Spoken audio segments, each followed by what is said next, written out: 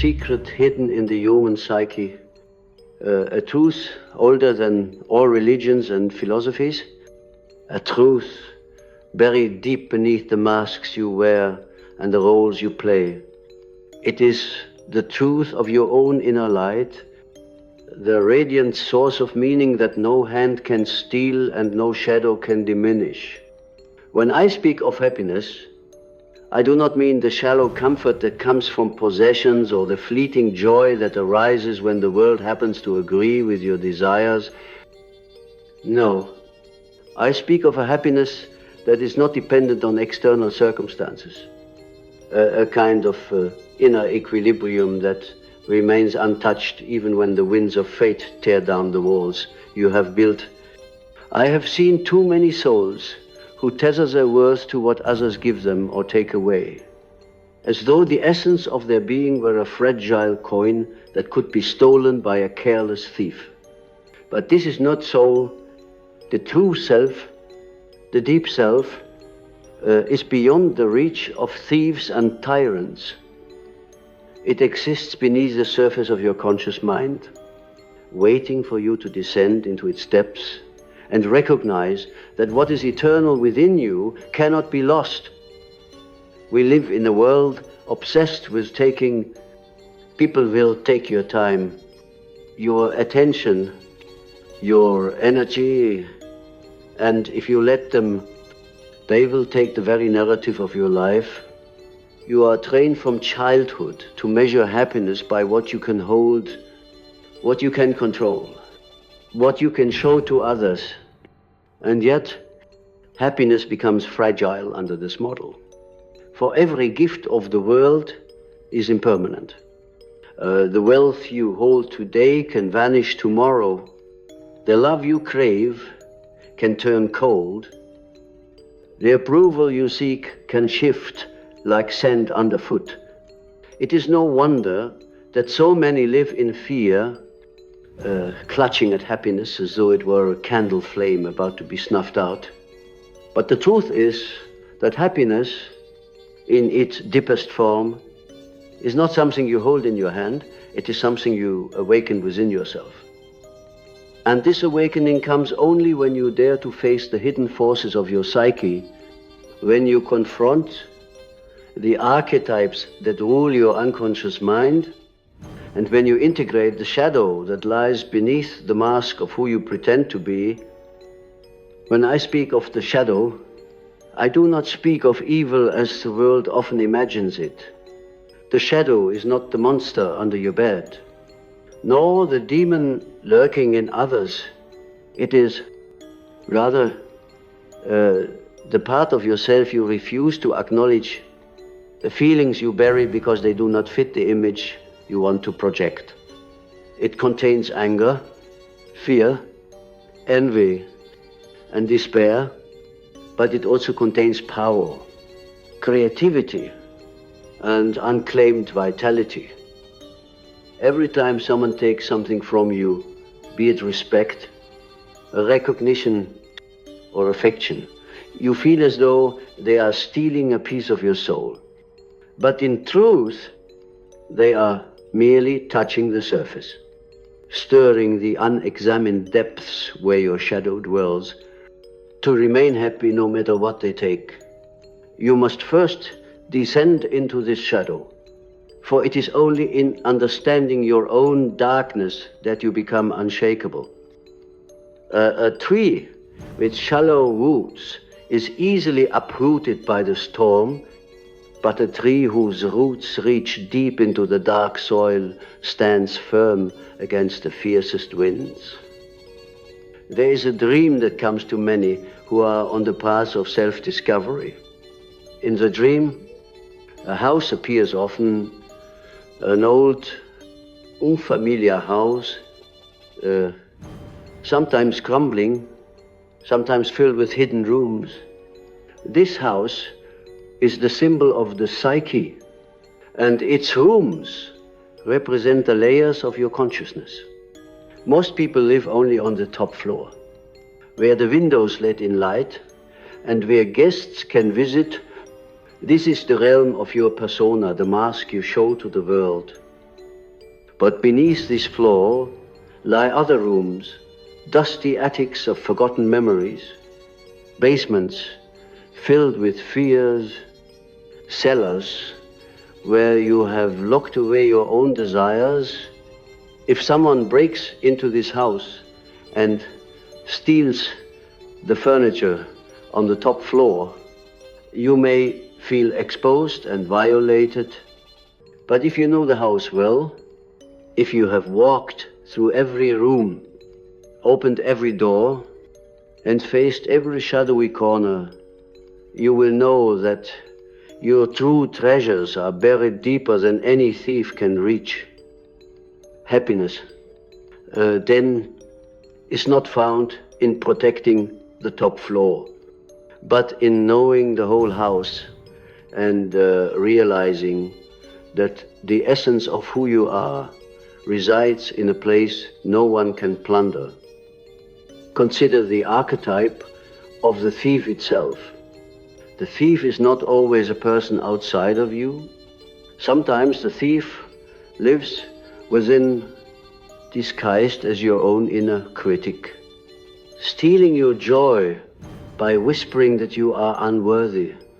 Sometimes the thief is your past, taking from your present moment by filling your mind with regrets and shame. Sometimes the thief is your future, robbing you of peace by flooding you with anxiety about what is yet to come. To stay happy, no matter what is taken from you, you must recognize these inner thieves and confront them with courage.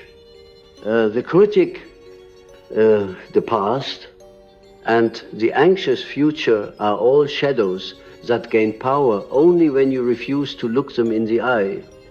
But when you turn toward them, when you speak their names and ask them what they want to teach you, you begin to see that they are not enemies, but messengers from the unconscious. Ache, shadow, once integrated, becomes a source of strength. Imagine for a moment a person standing on the edge of a vast forest at night. They are terrified of the dark, convinced that the forest hides dangerous creatures. And yet, if they enter the forest with courage, they may find that it holds not only danger, but also beauty, wisdom, and the keys to their own freedom. The forest is the unconscious mind, and your happiness depends on your willingness to walk into it.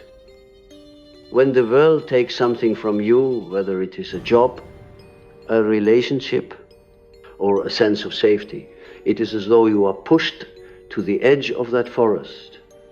You have a choice to remain paralyzed in fear, longing for what was lost, or to step forward into the darkness and discover what lies beyond.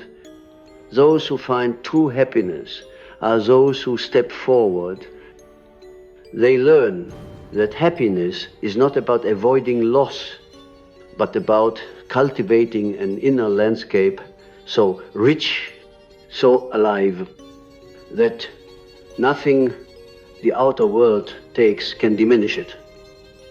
I have often said that people are not disturbed by things, but by the meaning they attach to things.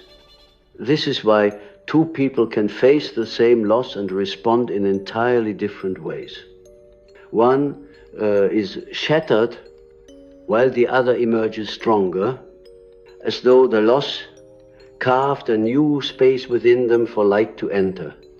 What makes the difference is not the event itself, but the level of consciousness with which it is faced. If your happiness is bound to external possessions, relationships, or outcomes, then every loss will feel like a personal attack. But if your happiness flows from a deeper connection to your soul, to the self, to the archetypal roots of your being, then loss becomes a teacher rather than a destroyer. You may weep, yes, For the pain of loss is real, but beneath the weeping there is a knowing that what is most essential cannot be taken. This knowing is the foundation of unshakable happiness.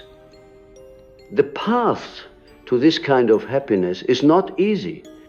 It requires a willingness to confront illusions, to strip away the false beliefs that have been handed to you by society. Family and culture, society tells you that happiness is found in success, in wealth, in the approval of others. But what happens when those things are taken away? Are you then condemned to despair? No. These outer forms are but shadows of a deeper reality. The true source of happiness lies in individuation, the process of becoming who you truly are, not who the world expects you to be. Individuation is a journey inward, a journey that requires you to meet every part of yourself, to integrate the opposites within you, and to find a center that is not dependent on the shifting tides of life. When you stand at this center, you can watch as things come and go, as people give and take, without losing your balance, to remain happy no matter what they take from you. You must first loosen your grip on what you thought was yours. You see, much of your suffering is not caused by the loss itself, but by the belief that you cannot live without what was lost. This belief is born from the ego, from the persona that craves security and recognition. The ego is a fragile construct built to navigate the world, but it is not your true essence. When the ego feels threatened, when something is taken from it, it screams in fear because it believes its survival depends on those external forms. But beneath the ego lies the self, vast and untouchable. The self is like an underground spring, endlessly flowing with life and meaning. Even if the surface is scorched by the heat of fate, the spring remains pure and alive, waiting to rise again. To connect with the self is to know a happiness that cannot be shaken because it does not depend on the approval of others or on the possessions you hold. It is a happiness that arises from alignment with your own deepest nature. When I have worked with individuals in the depths of their suffering, I have noticed a peculiar transformation that occurs when they finally surrender. At first, they fight, they cling to the past. They blame the world for its injustices. They cannot imagine life without the things or people that were taken from them. But when the storm has raged long enough, when the ego is exhausted from resisting, there comes a moment of silence. In that silence, something breaks open. Not in despair, but in revelation. They see that what they lost was never truly theirs to begin with.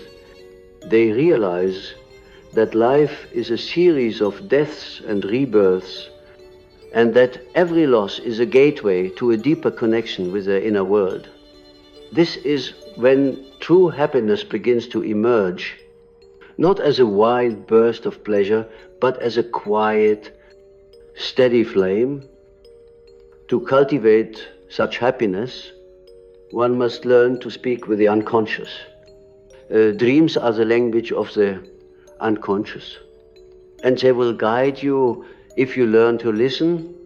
When you lose something, when someone takes from you, notice the dreams that come. Often, a dream will reveal the hidden meaning behind your suffering. You might dream of a broken object, of a house collapsing, or of a beloved figure disappearing into the mist. These are not random images, they are messages from the psyche, urging you to release your attachments and to find the treasure buried beneath the ruins.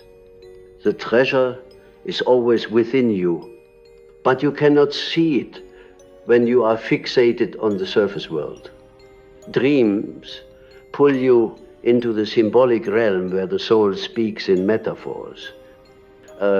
If you can interpret these symbols, you will begin to see that even in loss, there is a path to wholeness. Consider the archetype of the phoenix, the bird that burns in fire only to rise again from its own ashes. This archetype lives within you every time you face a great loss. You are offered a chance to die to your old self and be reborn as something stronger, wiser, and freer. But most people resist the fire. They cling to the old form and curse the flames for their destruction. What they do not see is that the fire is a gift. It consumes only what is false, what is temporary, what no longer serves your growth. If you can trust the fire, if you can let it burn away your illusions, you will discover that happiness arises not from holding on, but from surrendering to the process of transformation. This surrender is not passive. It is an act of courage, for it means facing the unknown, stepping into the mystery without guarantees. Yet, it is precisely in the unknown that your true strength lies. You may ask, how can I remain happy when someone betrays me? When they take my love and twist it into something cruel. Betrayal is one of the deepest wounds a soul can experience, because it shakes our faith not only in others, but in ourselves. Yet, betrayal also reveals where our trust has been misplaced. It forces us to confront the truth of our attachments and the illusions we built around other people. Often, we do not love the person as they are. We love the image we have created of them. When that image shatters, it feels like a theft. But what is taken is not love itself, it is the illusion. And once the illusion is gone, you are free to see both yourself and others more clearly. This clarity is painful, but it is also liberating. It opens the door to a deeper, more authentic happiness, one that is not dependent on false expectations. I once encountered a man who believed he had lost everything when his business collapsed. His identity, his sense of worth, was tied entirely to his success in the world. When that success was taken from him, he fell into despair. But in the depths of that despair, he began to dream of a dark cave. In the dream, he was afraid to enter, for he believed a monster lived within. Yet, one night, he found the courage to step inside. To his surprise, he found not a monster, but a treasure chest filled with light. This dream was his psyche's way of showing him that what he thought was a monster failure was actually a doorway to self-discovery. When he understood this, he began to see that the collapse of his business was not the end, but the beginning of a new life. He discovered gifts within himself that no one could ever take: creativity, resilience, and a deep understanding of his own worth. This is the power of the unconscious. It transforms what is taken from you into an opportunity to reclaim something greater. Happiness, then, is not a static state, but a dynamic relationship with life's ebb and flow. It is the ability to move with the tides of change rather than resist them. This requires a certain faith, not faith in an external deity or in luck, but faith in the intelligence of your own psyche. Your unconscious mind is not your enemy. It is a vast reservoir of wisdom that knows how to guide you toward wholeness. When you resist loss, you are resisting the natural movement of your own growth. But when you accept it, when you ask, what is this loss trying to teach me? You open the door to a new level of consciousness. At this level, happiness is no longer something you chase. It is something you embody, something that radiates from within regardless of the circumstances. Let me tell you this. You cannot be truly happy until you have made peace with the possibility of losing everything. This sounds harsh, but it is true. As long as your happiness depends on things remaining exactly as they are, you will live in constant fear of change. Fear and happiness cannot coexist.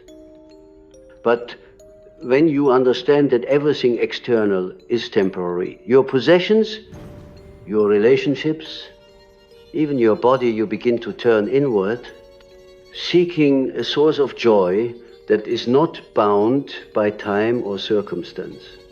This inner joy is not a fleeting emotion. It is a state of being. It arises when you are aligned with your true self, when you are living in harmony with the archetypes that shape your soul's journey. The archetype of the hero is one such force. The hero's journey always involves loss, losing the familiar world, losing comfort, losing certainty. Yet, through these losses, the hero gains something far more valuable, the knowledge of who they really are. Every loss you experience is an invitation to your own hero's journey. Will you answer the call, or will you cling to the old world, lamenting what has been taken? The hero is not happy because life is easy. The hero is happy because they have found meaning in the struggle. Meaning is the soil in which true happiness grows. Without meaning, happiness withers like a plant deprived of water. Meaning arises when you recognize that every experience, whether it appears as gain or loss, has been placed in your path as part of a larger pattern. This pattern is not random. It is the language of the psyche, the unfolding of the self through time. When you suffer a loss, the instinctive response is to see it as an attack, as though life has singled you out for cruelty. But life is not cruel. It is relentless in its demand that you evolve. It strips away what is no longer needed, not because it wants you to suffer, but because it wants you to awaken, to stay happy no matter what they take from you. You must learn to see beyond the event itself and glimpse the archetypal story that is playing out. You are not merely a victim of circumstances. You are a participant in an eternal drama, one that has been lived by countless souls before you. Think of the myth of Persephone, taken into the underworld by Hades. To the surface mind, this was a tragedy, a violent theft. Yet, beneath the surface, it was a necessary descent. Persephone's journey into the darkness allowed her to claim a deeper power, to become the queen of the underworld as well as the goddess of spring. This myth teaches us that when something is taken from us, we are often being called into an underworld of our own psyche. It feels like death, like a cruel abduction. But in that darkness lies a secret sovereignty, When you learn to navigate your own underworld, your fears, your grief, your shadows, you emerge with a happiness that is not naive or shallow, but wise and enduring. It is the happiness of one who has looked into the abyss and found that it cannot destroy them. Many people ask, how can I trust life when it takes so much from me? The answer lies not in trusting life to give you what you want, but in trusting yourself to find meaning in whatever life brings. This is not resignation. It is empowerment. The moment you decide that your happiness will not be defined by what others give or take, you become free. Imagine for a moment a candle flame. If the flame is exposed to every gust of wind, it will flicker and die. But if it is shielded within a lantern, it can withstand the storm. Your inner light is that flame, and the lantern is built from self-knowledge, from the integration of all your inner parts, your shadow, your persona, your anima or animus, your inner child, and your wise self. When these parts are acknowledged and embraced, they form a whole that no external force can shatter. Let us speak of the anima and animus for a moment, for these archetypes play a profound role in our sense of happiness. The anima, the inner feminine within a man, and the animus, the inner masculine within a woman, are bridges to the unconscious. When these archetypes are ignored or repressed, we project them onto others, seeking completion through relationships. We believe our happiness depends on someone else, on their love, their presence, their approval. But when that person leaves or changes, our happiness collapses because we have placed it outside ourselves. The path to enduring happiness is to reclaim these projections, to integrate the anima and animus within. When you realize that the love, strength, and wisdom you seek in others already reside within your own psyche, you become whole. And when you are whole, no one can take your happiness, because it is no longer a fragile reflection in another's eyes. It is a fire that burns from within. There is a paradox here. To find happiness that cannot be taken, you must first allow yourself to feel the full weight of your losses. Many try to bypass their pain, to leap directly to positivity or spiritual platitudes. But what is repressed will always return.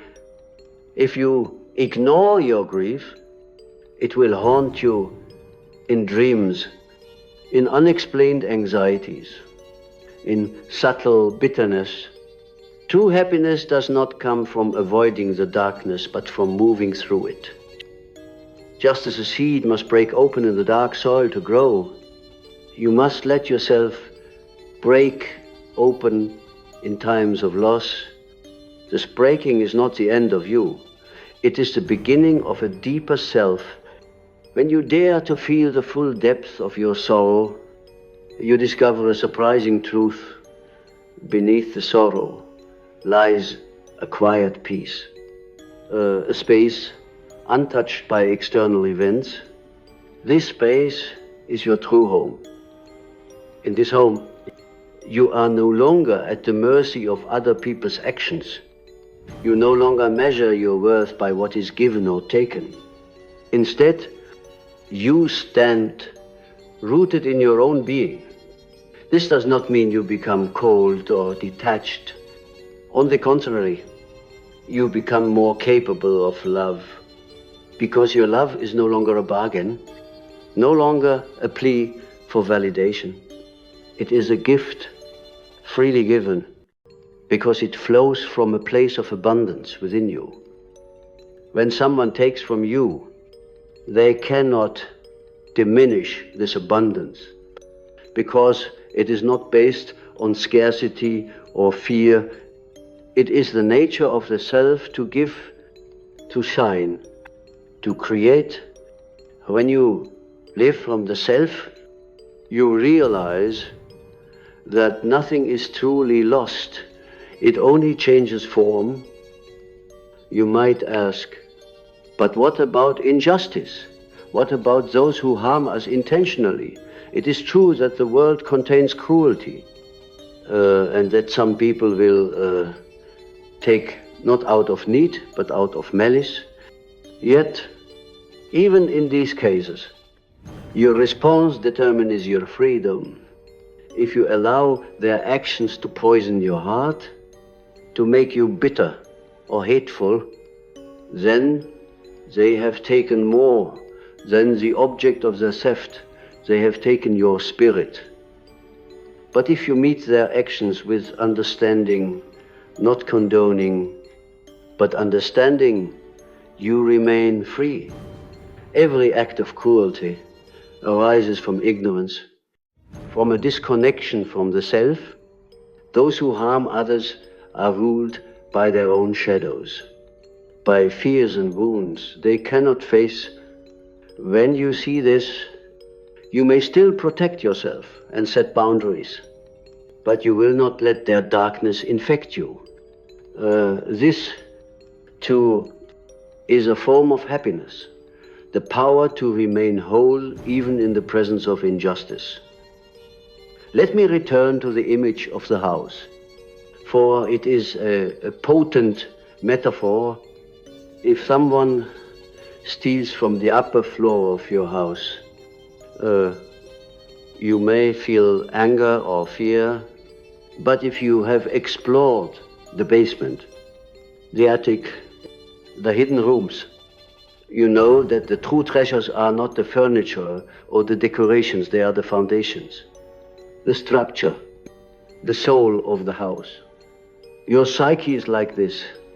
Most people decorate the persona, polishing it for the world to see, but they neglect the deeper rooms. They are afraid to enter the basement, where old memories and emotions are stored. They are afraid to climb into the attic, where forgotten dreams gather dust. Yet, it is precisely in these hidden places that your true wealth lies. When you explore them, you realize that no one can truly rob you. They can take the surface trappings, but they cannot touch the core of who you are. Happiness that endures is like a flame hidden deep within the center of your being. It is not dependent on the winds that blow outside your house, nor on the seasons that come and go.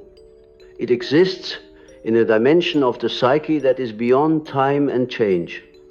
When I speak of the self, I speak of this unchanging center, the place where the opposites within you, light and dark, joy and sorrow, love and fear, come into harmony. Most people live at the surface, tossed about by every emotional wave, because they have not yet made contact with this center. They believe their happiness is a reflection of outer events. When they are praised, they are happy. When they are criticized, they are miserable. When they gain, they feel alive. When they lose, they feel dead. But the one who knows the self sees through this illusion.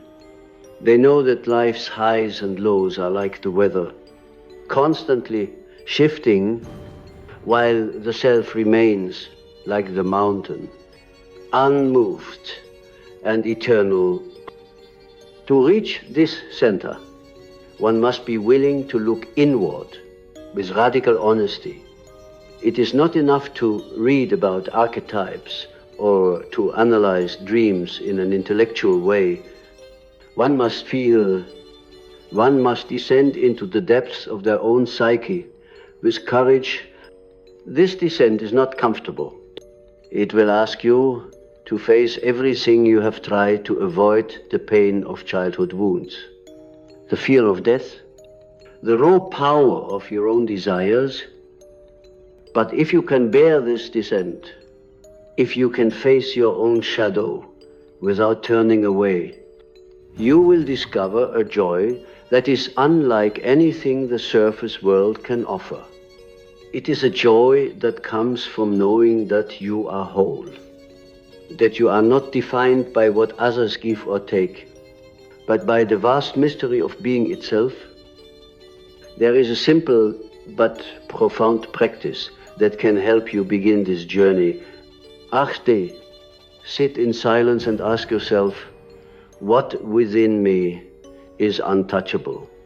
What remains, even when everything else falls away? At first, you may feel only the chatter of the mind, the worries and regrets that crowd your thoughts. But if you persist, if you watch these thoughts without clinging to them, you will begin to sense a deeper presence. It is like the quiet at the bottom of a deep lake, undisturbed by the ripples on the surface. This quiet presence is not just peace, it is the foundation of happiness. It is the self observing all things, yet bound by none. When you connect with this presence, you begin to see life differently. Loss no longer feels like the end, but like a transformation. You begin to see that every time something is taken, space is created for something new to emerge. Just as the forest thrives because trees fall and decay, your soul thrives because you allow old identities and attachments to die. There is a natural rhythm to life, a rhythm of creation and destruction, gain and loss. When you fight this rhythm, you suffer. When you flow with it, you find an unexpected happiness. Because you are no longer resisting the truth of existence, you become like the river that flows over rocks, adapting, finding new paths, always moving toward the sea. One of the greatest illusions we face is the belief that happiness is something to be pursued. We chase it in relationships, in accomplishments, in possessions. We run faster and faster, thinking that the next achievement, the next purchase, the next approval will finally make us happy. But happiness that is chased is always fleeting, because it is tied to conditions. True happiness arises not from chasing, but from being fully present, fully alive, fully willing to feel everything, both joy and sorrow, without clinging or resisting. It is in this presence that you discover a freedom beyond all taking and giving. You may wonder, how do I live this truth in the midst of a world that constantly demands, that constantly takes? The answer is not to withdraw from the world, but to engage with it from a place of inner strength, set boundaries where needed, protect your time and energy, but do so not out of fear or resentment, but out of love for the self. When you know who you are, when you are rooted in your own depth, you can give freely without losing yourself. You can endure losses without collapsing. You can face betrayals without becoming bitter. For you know that no one can truly take what is essential. They may take your possessions, your status, even your physical body, but they cannot touch the eternal light of the self. There is a dream I once heard from a woman who had suffered great loss. In the dream, she stood in a vast desert, her hands empty, her body weary. She felt as though she had been stripped of everything, but then she looked down and saw a single seed in her palm. Though the desert was harsh, she planted the seed, and as she waited, a small sprout emerged. The sprout grew into a tree, and beneath its shade, she found peace. This dream is a symbol of the resilience of the human soul. Even when all seems lost, there is always a seed within you, a seed of life, of meaning, of happiness that can grow again if you tend to it. This seed is not dependent on external water or sunlight, for it draws nourishment from the deep well of the self. I want you to remember this. The world will always take, that is its nature. Seasons take the warmth of summer and bring the cold of winter. Time takes youth and replaces it with age. People come and go, often leaving behind a trail of both beauty and pain. But you are not these changing forms. You are the one who observes them, who moves through them, who transforms because of them. When you anchor your identity in this deeper truth, happiness becomes something you carry with you, like a hidden flame that lights your path, even when the night is darkest. As I speak to you now, I do not ask you to avoid suffering, nor to pretend that loss does not hurt. I ask you to honor your pain, to listen to it, to allow it to teach you. Pain is not the enemy of happiness. It is the crucible in which happiness is forged. Without darkness, you would never see the stars. Without winter, you would not cherish the return of spring.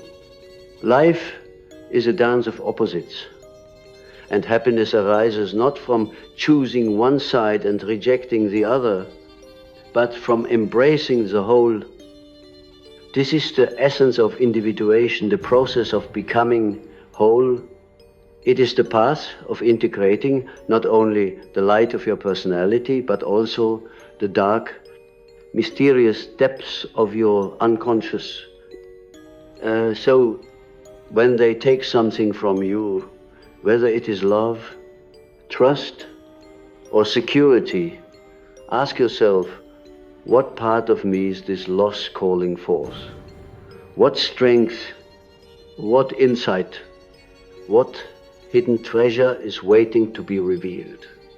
Every loss is an initiation. It strips you of illusions and pushes you closer to the truth.